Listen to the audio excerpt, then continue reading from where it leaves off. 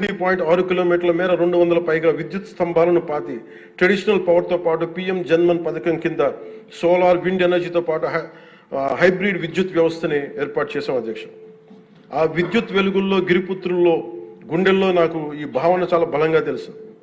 వెలిగిన బల్బును చూసి వారు ఒకటే అనుకున్నారు అధ్యక్ష, పొద్దు గుంకితే చీకట్లో బతికే ప్రజలు ఆ వెలుగుతున్న బల్బును చూసి ఎన్నాళ్ళకి మా అతిథిగా వచ్చాం, ఈ సుధిల కుటీరానికి ఇంత వెలుతురుని తెచ్చామని వారి గుండెల్లో ఉన్న వారికి ఆ భావన నాకు నిజంగా తెలిసింది అధ్యక్ష.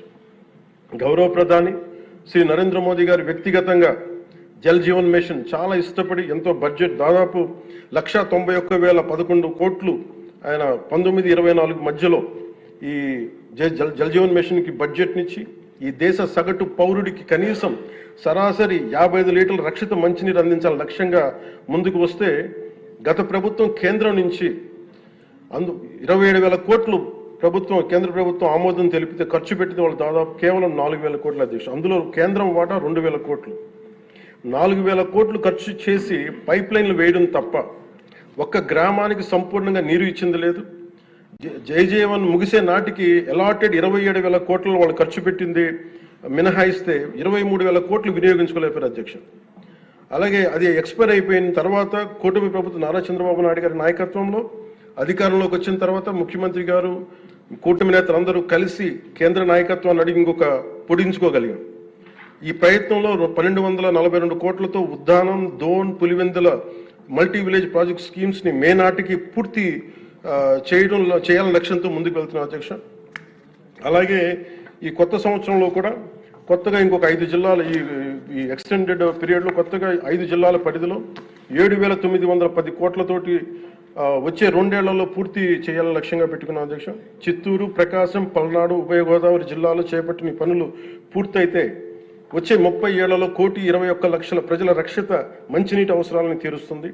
మిగిలిన 960 కోట్లతోటి మల్టీ విలేజ్ స్కీమ్స్ అలాగే నీటి ఎద్దడి తీవ్రత ఉన్న పంచాయతీ మంచినీటి సమస్యను తీర్చే విధంగా గౌరవ సీఎం గారి ఆధ్వర్యంలో ప్రణాళికలు సిద్ధం చేస్తున్నాం అధ్యక్ష.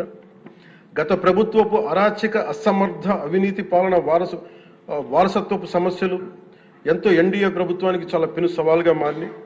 కానీ ముఖ్యమంత్రి గారి పరిపాలనా అనుభవం అన్నింటినీ అధిగమిస్తూ ఇచ్చిన మా ప్రతి మాటని నిలబెట్టుకుంటూ ముందుకెళ్తున్నాం. సంక్షేమం, అభివృద్ధి రెంటిని సమన్వయపరుచుకుంటూ ముందుకు వెళ్తున్నాం. నిన్న గవర్నర్ గారి ప్రసంగంలో అదే ప్రస్ఫుటంగా గోచరించింది.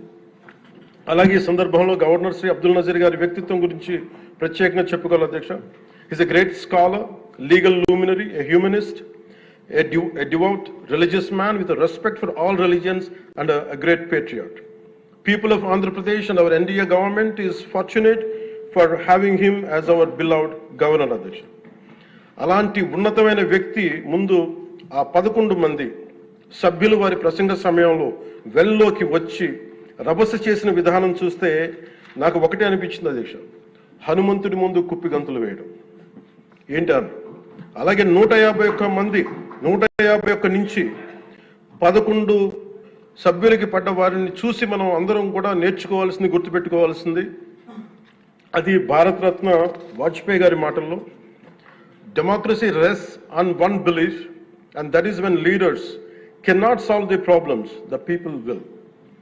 అందుకని ఇది మనం చాలా జాగ్రత్తగా మన భారతరత్న వాజ్పేయి గారి మాటల్ని మనం తీసుకోవాలి అధ్యక్ష. అలాగే అండర్ గైడెన్స్ ఆఫ్